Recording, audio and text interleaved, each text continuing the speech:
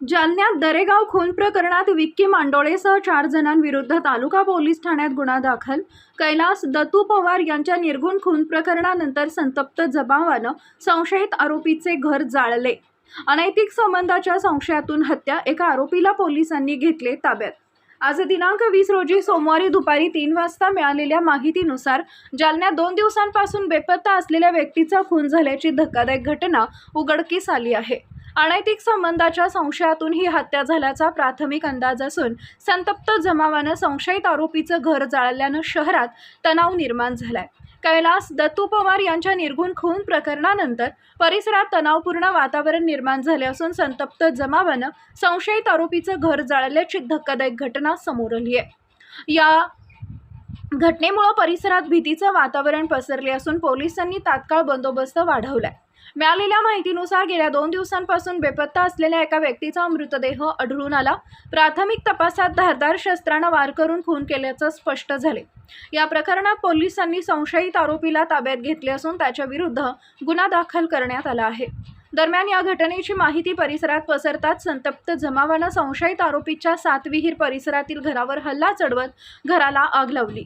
या आगीत घरातील साहित्य जळून खाक झाले असून मोठं नुकसान झालंय। घटनेनंतर परिसरात तणावाचं वातावरण निर्माण झाले।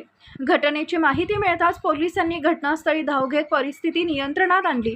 संभाव्य अनुचित प्रकार टाळण्यासाठी मोठा पोलीस बंदोबस्त तैनात करण्यात आलाय। तसेच जमावातील काही लोकांविरुद्ध गुन्हे दाखल करण्यात आले असून पुढील कारवाई सुरू आहे। या प्रकरणात आतापर्यंत 4 जणांविरुद्ध गुन्हा दाखल करण्यात आला असून खून प्रकरणाचा तपास वेगानं सुरू आहे। पोलिसांकडून नागरिकांना अफवांवर विश्वास न ठेवण्याचे आणि शांतता राखण्याचं आवाहन करण्यात आलंय। दरम्यान अल्पावधीतच जिल्ह्यात घडलेल्या सलग खून घटनांमुळे कायदा सुव्यवस्थेचा प्रश्न ऐरणीवर आला असून प्रशासनानं याकडे गांभीर्यानं लक्ष देण्याची गरज व्यक्त होती आहे। दरेगाव शिवारात काल जी आम्हाला एक बॉडी मिळून आलेली होती, मृतदेह मिळून आलेला होता, त्यामध्ये आपण गुन्हा दाखल केलेला आहे आणि त्यामध्ये विक्की मांडोळे हे आरोपीला आपण अटक केलेली आहे। आज त्यांना कोर्टासमोर हजर करणार आहोत।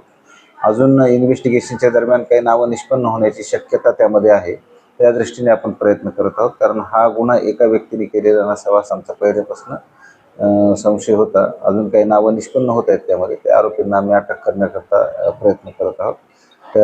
या घटनेच्या अनुषंगाने एक जे निष्पन्न संशयास्पद आरोपी आहेत किंवा त्यांचा संशय आहे फिर्यादी पक्षाचा की आरोपी असावे, त्यांचं चंदनजिरा हद्दीचं घर त्यातलं साहित्य जाळण्याचा त्यांनी प्रयत्न केलेला होता।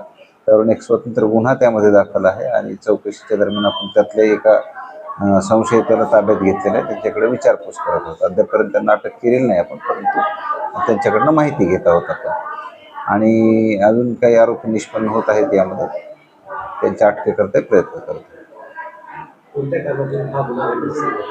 त्यांचं वैयक्तिक कौटुंबिक कारण होतं, त्यावरून घडलेलं आहे तो, असं आता प्राथमिक दृष्टी निष्पन्न होतं। अजून डिटेल इंट्रोगेशन आवश्यक आहे त्यामध्ये, ते आम्ही करत आहोत।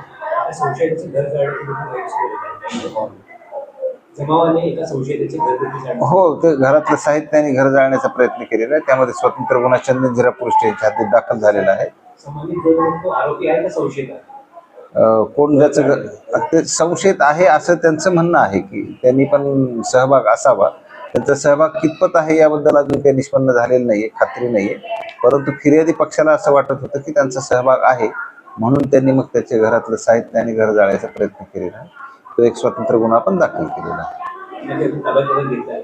हो, एक संशयित त्यामध्ये ताब्यात घेतलेला आहे, आपण विचारपूस करत आहोत।